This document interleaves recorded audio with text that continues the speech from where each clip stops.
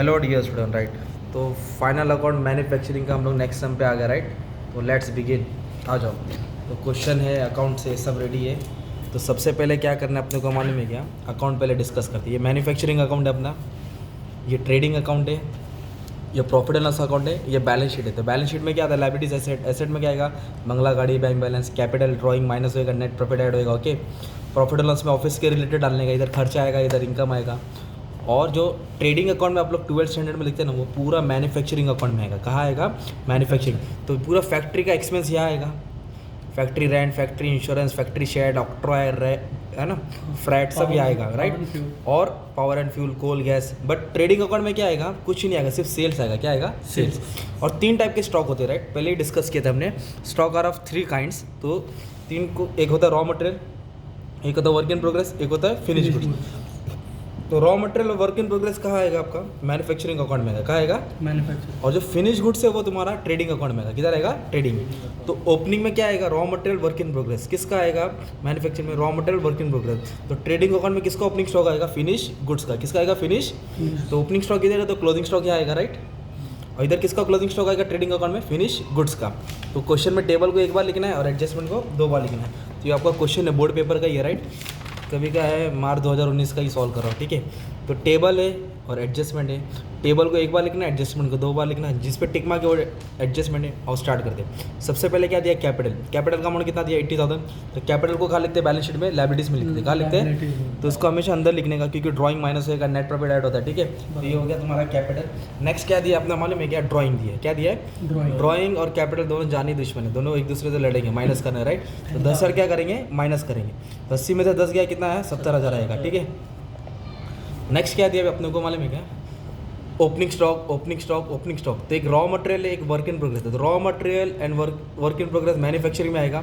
और finish goods तुम्हारा कहाँ आएगा मालूम है? ट्रेडिंग अकाउंट में। तो ओपनिंग स्टॉक इधर डेबिट में आ जाएगा राइट। तो अमाउंट कितना है मालूम है? 10,000, 9,000, 17,000। तो ओपनिंग स्टॉक ये 10,000 है, ये 9,000 है राइट। और फिनिश गुड्स का कितना दिया है? अच्छा, फिनिश गुड्स का कितना दिया है? 17,000। वो ट्रेडिंग अकाउंट में आएगा। वो कहाँ आएगा? ट्रेडिंग अकाउंट में, ठीक है। Raw material, work in progress यहाँ आया मैन्युफैक्चरिंग में, और फिनिश गुड्स का आया तुम्हारा ट्रेडिंग अकाउंट में। अभी नेक्स्ट क्या दिया पढ़ो? Purchase of raw material, freight on raw material, direct wages, factory expense, ये सब तुम्हारा फैक्ट्री का खर्चा है। तो फैक्ट्री का खर्चा कहाँ लिखने का आपको मालूम है? Manufacturing expense. कहाँ लिखना है तुमको? मैन्युफैक्चरिंग। तो यहाँ रख देता हूँ, हम लोग डायरेक्ट मैन्युफैक्चरिंग में पोस्ट कर देता हूँ। तो क्या दिया है? Purchase of raw material, purchase of raw material. तो कितना दिया परचेस ऑफ रॉ मटेरियल का amount? Purchase of raw material 1,08,000 manufacturing में आएगा। उसके बाद दिया फ्रेट। फ्रेट मतलब रेलवे का भाड़ा, ये सब फैक्ट्री का खर्चा होता है। फैक्ट्री का खर्चा कहाँ आ जाएगा तुम्हारा? मैन्युफैक्चरिंग अकाउंट, डेबिट साइड में डाल देने का। Direct wages 44,000, direct wages, direct expense, सब तुम्हारा किधर आ जाएगा मालूम? डायरेक्ट वेजेस, ये डायरेक्ट वेजेस 44,000, ये भी तुम्हारा मैन्युफैक्चरिंग में आएगा। उसके बाद ये फैक्ट्री रेंट, फैक्ट्री रेंट का अमाउंट 18,000 दिया, ठीक है। तो जो फैक्ट्री रेंट है वो भी तुम्हारा मैन्युफैक्चरिंग में आएगा, बट फैक्ट्री रेंट के ऊपर एडजस्टमेंट है तो अंदर लिखना पड़ेगा अपने को, ठीक है। तो एडजस्टमेंट के लास्ट में डिस्कस करेंगे। फैक्ट्री पावर एंड फ्यूल, मतलब फैक्ट्री में पावर लग रहा है, डीजल लग रहा है ना, जनरेटर। फैक्ट्री बड़ा है, आगमन करके आपको कहाँ लिख देने का माने? मैन्युफैक्चरिंग अकाउंट में लिख देने का। 9,000 यहाँ लिख दिया। Next factory supervisor salary. Salary देके प्रॉफिट लॉस में मत जाना, फैक्ट्री वर्ड है ना, तो फैक्ट्री में जो सुपरवाइजर है उसको सैलरी दिया जा रहा है राइट। तो फैक्ट्री आ गया तो मैन्युफैक्चरिंग एक्सपेंस में आता है, ठीक है, 10,000। अब इसके बाद नेक्स्ट क्या दिया है? मशीनरी। तो मशीनरी अपना एसेट्स होता है राइट। तो मशीन एसेट्स होता है, तो मशीन को आप लोग क्या लिखेंगे? एसेट्स में लिख देंगे। तो मशीनरी एसेट होता है, और उसके ऊपर एडजस्टमेंट है तो इसके लिए अंदर लिखा अमाउंट राइट, 70,000। मशीन की वैल्यू कितना दिया है? 70,000 राइट। अभी मेन क्या दिया मालूम है क्या? सेल्स दिया है। क्या दिया है? सेल्स। सेल्स तो मेन हीरो रहता है राइट, टर्नओवर रहता है, जी कितने का माल बेचा। तो सेल्स तुम्हारा ट्रेडिंग अकाउंट में आएगा राइट, ये अकेला ट्रेडिंग अकाउंट के क्रेडिट में आता है। तो सेल्स कितना? सेल्स है 3,45,000। अभी क्वेश्चन में ढूंढूंगा, सेल्स रिटर्न रहेगा तो माइनस करोगे ना, तो ये अमाउंट बाहर डाल दूंगा, ठीक है। सेल्स के बाद क्या दिया है मालूम है क्या? ऑफिस एक्सपेंस दिया। क्या दिया है? ऑफिस एक्सपेंस तुम्हारा कहाँ आएगा? Profit and loss account. कहाँ आएगा तुम्हारा? Profit and loss account. तो लिख दिया इधर ऑफिस एक्सपेंस। ऑफिस एक्सपेंस का अमाउंट दिया है 24,000, ठीक है। एडजस्टमेंट इसलिए बाहर डाल दिया। ऑफिस एक्सपेंस के बाद क्या दिया? कैश, बंगला गाड़ी, बैंक बैलेंस, रोकड़ा, कैश। तो कैश क्या होता है? अपना एसेट होता है। तो कैश का बैलेंस कितना दिया है? 5,000। बैंक बैलेंस रहेगा तो भी asset, debtor asset, bill receivable asset, stock asset, land and building, plant and machinery, सब एसेट होता है, ठीक है। अभी कैश के बाद क्या दिया है, सेलिंग एंड डिस्ट्रीब्यूशन एक्सपेंस मतलब एडवर्टाइजमेंट है ना, तो कितना दिया है 20,000 एक्सपेंस दिया है, तो शाबाश। ऑफिस का खर्चा तो किधर रहेगा, प्रॉफिट एंड लॉस, तो इधर लिखा है सेलिंग एंड डिस्ट्रीब्यूशन, ये प्रमोशन का खर्चा है। तो अमाउंट कितना दिया है मालूम है क्या, इसका कुछ 20,000 दिया है, चलो 20,000 लिख दिया। ओके, अभी नेक्स्ट क्या दिया मालूम है, इंटरेस्ट डिस्काउंट कमीशन सब प्रॉफिट एंड लॉस में आएगा, ठीक। डेबिट है तो डेबिट में डालने का, क्रेडिट तो क्रेडिट में, तो इंटरेस्ट का अमाउंट दिया 7,000, ठीक है, तो 7,000 लिख दिया। नेक्स्ट क्या दिया मालूम, इंश्योरेंस प्रीमियम क्या दिया है, इंश्योरेंस भी इधर ही आएगा प्रॉफिट एंड लॉस में, इंश्योरेंस डिस्काउंट कमीशन एडवर्टीजमेंट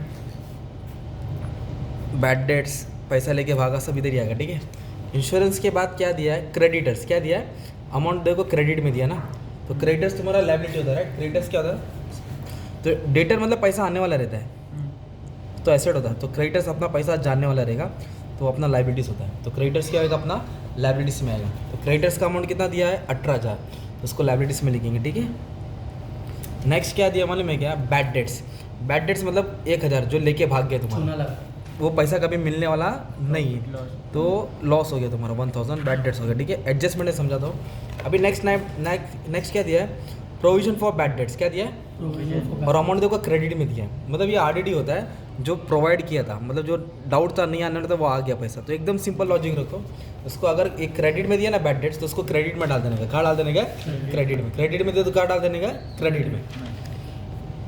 अभी डेटर्स दिया क्या दिया, डेटर्स एसेट रहेगा, उस पर एडजस्टमेंट इसके लिए मैंने अंदर एक लाइन छोड़ दिया, ठीक है। डेटर एसेट है। बिल्स पेबल क्या दिया है, बिल रिसीवेबल एसेट होता है, तो बिल्स पेबल क्या होता है, लायबिलिटी, तो बिल्स पेबल लायबिलिटी में डाल देंगे। कितना अमाउंट दिया है 3,000, तो 3,000 किधर आ जाएगा, लायबिलिटी में आ जाएगा, ठीक है। 3,000 किधर आ जाएगा तुम्हारा लायबिलिटी में। Bill receivable asset, bills payable liability, debtor creditor है ना, कैश बैलेंस बैंक बैलेंस और ओवरड्राफ्ट बैंक लोन लायबिलिटी होता है, ठीक है।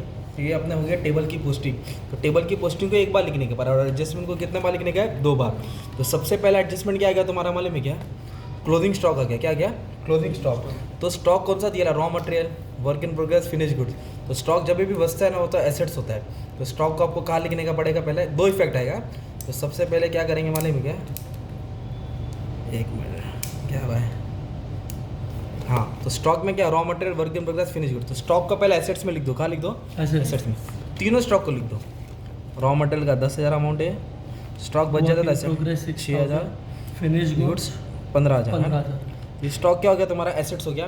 एडजस्टमेंट को 2 बार लिखने का ना, तो अभी दूसरा पे कैसे आएगा मालूम है क्या, फर्स्ट क्या है, रॉ मटेरियल और वर्क इन प्रोग्रेस, तो ये दोनों मैन्युफैक्चरिंग में आएगा, कहाँ आएगा, तो देखो मैन्युफैक्चरिंग में ओपनिंग स्टॉक आता है ना, तो क्लोजिंग स्टॉक यहाँ आएगा। तो ये अमाउंट कितना है, 10,000 और 6,000, 16,000 10,000 अलग अलग क्लोजिंग स्टॉक का आएगा, ओके। इसका रॉ मटेरियल का और वर्क इन प्रोग्रेस का 6,000 आएगा। और फिनिश गुड्स को यहाँ नहीं लिखेंगे, फिनिश गुड्स को ट्रेडिंग अकाउंट में लिखेंगे, कहाँ लिखेंगे, जब भी कुछ भी गुड्स आएगा ना तो फिनिश गुड्स ट्रेडिंग अकाउंट में आएगा। तो क्लोजिंग स्टॉक क्रेडिट में आएगा, 2 ऊपर आएगा एक नीचे आएगा, 2 कौन सा आएगा, रॉ मटेरियल और वर्क इन प्रोग्रेस, और फिनिश गुड्स किधर आएगा, मैंने ट्रेडिंग के क्रेडिट, ओके। तो हमने क्या एडजस्टमेंट किया, अभी फर्स्ट एडजस्टमेंट सॉल्व किया। तो स्टॉक को पहले एसेट्स में लिखा, इसको मैन्युफैक्चरिंग में, इसको मैन्युफैक्चरिंग में, और फिनिश गुड्स को कहाँ डाल दिया हमने, ट्रेडिंग के क्रेडिट में। अभी डेप्रिशिएट दिया, कितना परसेंट बोला है, 10%।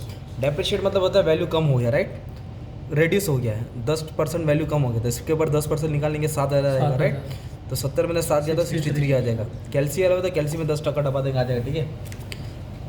पर ये डेप्रिसिएशन किस पे निकाला हमने, मशीनरी पे निकाला, किस पे निकाला, तो उसका डेप्रिसिएशन का इफेक्ट फैक्ट्री मतलब मैन्युफैक्चरिंग में आएगा। अगर डेप्रिसिएशन ऑफ मशीनरी इसके लिए इधर आया, अगर फर्नीचर रहता, कंप्यूटर रहता, डेटर होता, पैटेंट्स रहता, तो उसका इफेक्ट ऑफिस में आता, ऑफिस बोले तो profit and loss, but machine कहाँ रहता है, फैक्ट्री में रहता है, इसलिए उसका डेप्रिसिएशन कहाँ आएगा मालूम है, मैन्युफैक्चरिंग के डेबिट में आएगा। टू डेप्रिसिएशन ऑन मशीनरी 7,000, ये 7,000 को लिखेंगे, 63 को नहीं लिखेंगे। तो 7,000 को माइनस किया, दूसरा इफेक्ट किधर आ गया अपना, डेबिट में आएगा, ठीक है। अभी नेक्स्ट क्या दिया मालूम है क्या, थर्ड वाला रुक के कर रहा हूँ। फोर्थ क्या दिया है, प्रोवाइड रिजर्व फॉर डाउटफुल डेब्ट 5% ऑन डेटर, मतलब डेटर्स पे 5% डाउट है, जो पैसा आने वाला नहीं है, मतलब डाउट है, चूना लग रहा है कि पैसा नहीं आएगा, तो ये आरडीडी हो गया। तो आरडीडी मतलब माइनस करना है, तो 5% निकालेंगे। 10% कितना आता है, 7,000, तो उसका हाफ करेंगे 3.5, तो कितना आ जाएगा, 66,500। तो एसेट्स में क्या किया, इसको माइनस किया ना। क्यों माइनस किया, क्योंकि पैसा आने वाला नहीं है। तो एसेट्स कम हुआ मतलब लॉस हो गया, तो लॉस को प्रॉफिट एंड लॉस के डेबिट में रिकॉर्ड करेंगे। तो इधर ऑलरेडी बैड डेट्स 1000 ना, तो क्या कर देंगे, तो ये 3500 जो माइनस किया था बैड डेट्स को क्या कर देंगे, ऐड कर देंगे। तो ये हो जाएगा न्यू बैड डेट्स 3500। ओके, यहाँ माइनस किया है, दूसरा इफेक्ट यहाँ आ गया। अब नेक्स्ट क्या एडजस्टमेंट दिया है, आउटस्टैंडिंग दिया है। क्या बोला, आउटस्टैंडिंग मतलब अनपेड है, तो उसको प्लस करके लायबिलिटी में डालेंगे, राइट। अगर प्रीपेड रहता है ना तो माइनस करके एसेट में डालते हैं, प्रीपेड रहता है, एडवांस रहता है तो माइनस करके एसेट। पर ये आउटस्टैंडिंग है, अनपेड है, तो प्लस। तो क्या आउटस्टैंडिंग है, फैक्ट्री रेंट। तो फैक्ट्री रेंट में हमने 2000 है, ठीक है। तो फैक्ट्री रेंट में जगह छोड़ा, तो इधर ऐड कर देंगे आउटस्टैंडिंग रेंट 2000। 18 और 2 को ऐड करेंगे, कितना आएगा 20। और ये लायबिलिटी, ये खर्चा बढ़ गया ना, तो अपना किधर आएगा, लायबिलिटी में आउटस्टैंडिंग रेंट 2000, ठीक है। अगर प्रीपेड बोला रहता तो यहाँ माइनस करते, और माइनस करके किधर आता है, इफेक्ट एसेट्स में। प्रीपेड बोला है माइनस करते, माइनस करके किधर आता है, एसेट। पर आउटस्टैंडिंग बोला तो इसके लिए प्लस करके लायबिलिटी में, ठीक है। अभी एक एडजस्टमेंट क्या बोला देखो, during the year finish goods destroy by fire. कौन सा गुड्स डिस्ट्रॉय हो गया, फिनिश, मतलब ट्रेडिंग अकाउंट में आएगा। तो डिस्ट्रॉय बाय फायर मतलब फुल स्टॉप बोले, इधर तक रुक जाओ। 5000 का गुड्स का सत्यानाश हो गया, तो गुड्स जा रहा है ना, तो ट्रेडिंग के क्रेडिट में आएगा तो डेबिट लिखने का, जाएगा तो क्रेडिट। इधर लिखा by goods destroy by fire, तो 5000 का अपना नुकसान हो गया, ठीक है। तो 5000 का गुड्स गया ना, तो 5000 का गुड्स को आग लग गया, पर हमारे पास उसका इंश्योरेंस था, तो इंश्योरेंस को कंपनी को क्लेम किया, तो वो हम लोग को 3000 दे रहा है। कितना दे रहा है, दिया नहीं है, देगा वो, तो 3000 क्लेम है, तो वो एसेट्स हो गया। इधर लिखेंगे insurance claim receivable, insurance claim receivable 3000, तो वापस से। तो गुड्स 5000 का था जो सत्यानाश हो गया, पर 3000 मिल रहा है ना, तो 5 मिले, तो 5 मिले 3 मिले, तो 2000 क्या हो गया, लॉस। तो लॉस प्रॉफिट लॉस के डेबिट में आएगा, तो इधर लिखेंगे to goods loss by fire 2000। तो क्या हो गया, 5000 का गुड्स गया ना, पर 3 मिला, जिसमें 2000 क्या हो गया, अपना लॉस हो गया। तो ऐसा करके अपन ने सब एडजस्टमेंट क्या किया, सॉल्व कर लिया। फर्स्ट भी किया, सेकंड भी किया, थर्ड भी किया, फोर्थ भी किया, फिफ्थ भी किया, और कुछ था क्या, नहीं था। तब इसको टोटलिंग पार्ट करना पड़ेगा। तो टोटलिंग में अभी कैलकुलेट, तो टोटलिंग में आ जाओ। सबसे पहले क्या करेंगे, बैलेंस करेंगे। तो एक सेकेंड ना, हो जाएगा। तो सेल्स का कुछ दिया नहीं है, तो उसको डैश मार के बाहर डाल देंगे, ठीक है। तो सबसे पहले क्या क्लोज करेंगे, मैन्युफैक्चरिंग अकाउंट। क्या क्लोज करेंगे, तो ये डेबिट ज़्यादा आता है, तो ये जो बैलेंस आएगा ना, इसको लिखेंगे बाय कॉस्ट ऑफ प्रोडक्शन। क्या लिखेंगे, कॉस्ट ऑफ, जो भी बैलेंस आएगा। तो ये ज़्यादा है, ये कम है, राइट। तो 10,000 प्लस 9,000, 1,08,000, 6,000, 44,000, 20,000, 9,000, 10,000, 7,000। तो ये हो गया 2,23,000, ये हो गया 2,23,000, है ना। इसमें से 16,000 क्या कर देंगे, माइनस कर देंगे। 16,000 माइनस कर देंगे, अपने को कुछ मिला 2,07,000। कितना मिला, 2,07,000, ठीक है। तो ये जो 2,07,000 बैलेंस है ना, इसको किधर डालेंगे, डेबिट, हाँ, ट्रेडिंग अकाउंट में आएगा। किधर आएगा, ट्रेडिंग में। कहाँ से आया ये, मैन्युफैक्चरिंग से है ना। लिखेंगे मैन्युफैक्चरिंग अकाउंट, इधर लिखेंगे कॉस्ट ऑफ प्रोडक्शन। क्या लिखेंगे, कॉस्ट ऑफ प्रोडक्शन। कितना है, 2,07,000, ठीक है। अब इसको हम लोग क्या करेंगे, क्लोज करेंगे। तो इन दोनों का बैलेंस करेंगे। इधर 345, अभी इधर डेबिट ये ज़्यादा आने वाला है। क्या ज़्यादा आने वाला है मालूम है क्या, अपना क्रेडिट ज़्यादा आने वाला है, तो अपने को ग्रॉस प्रॉफिट मिलेगा। क्या मिलेगा अपने को, ग्रॉस प्रॉफिट। तो इन दोनों को ऐड करेंगे, 345 प्लस 5,000 प्लस, तो ये 365, कितना है, 365। इसमें तो दोनों माइनस कर देंगे, ठीक है। तो 2,07,000 माइनस करेंगे और 17,000 माइनस करेंगे, 2,23,000, तो 144 बराबर ग्रॉस प्रॉफिट आ गया। क्या गया तुम्हारा, ग्रॉस प्रॉफिट। ये बैलेंस से बैलेंस क्या गया, माइनस। अब जो भी ग्रॉस प्रॉफिट आएगा ना, वो प्रॉफिट एंड लॉस के क्रेडिट में आएगा। किधर आएगा, प्रॉफिट एंड लॉस के क्रेडिट में आएगा, ठीक है। इधर लिखेंगे by gross profit brought down. तो कितना बैलेंस है अपना, 141, इधर ट्रांसफ़र कर देंगे, ओके, 141। अब ये बैलेंस है, बैलेंस क्या करेंगे, माइनस करेंगे। तो ये ज़्यादा है, तो 143, कितना हो गया ये, 143। उस पे से क्या कर देंगे, माइनस कर देंगे, 120 कुछ, तो ऐड कर देंगे। 63 आ रहा है ना, 24,000, 80,000, 20,000, 7,000, 10,000, 80,000 आएगा। ये 63 आ गया, माइनस 143, तो 80,000 आ गया। ये ज़्यादा ही कम है ना, तो ये अपना हो गया नेट प्रॉफिट। क्या हो गया अपना? ये नेट प्रॉफिट, ये नीचे लिख देंगे ये नेट प्रॉफिट कैपिटल ड्राइंग को क्या हो जाएगा? ऐड हो जाएगा ना। ये 80 हज़ार क्या कर देंगे? ऐड कर ऐड देंगे। कर देंगे। ये 1.5 लाख हो जाएगा। फिर क्या करेंगे आप लोग? इसको और इसको टैली ले लेंगे, तुम्हारा आंसर क्या आ जाएगा? सेम आ जाएगा, कहानी खत्म हो जाएगी। ये और ये ऑटोमेटिकली सेम आंसर आ जाएगा, ठीक है। तो ऐसा फाइनल अकाउंट हम सॉल्व करने का था, ठीक है। ये मैन्युफैक्चरिंग है, trading, profit and loss, balance sheet. Thank you very much.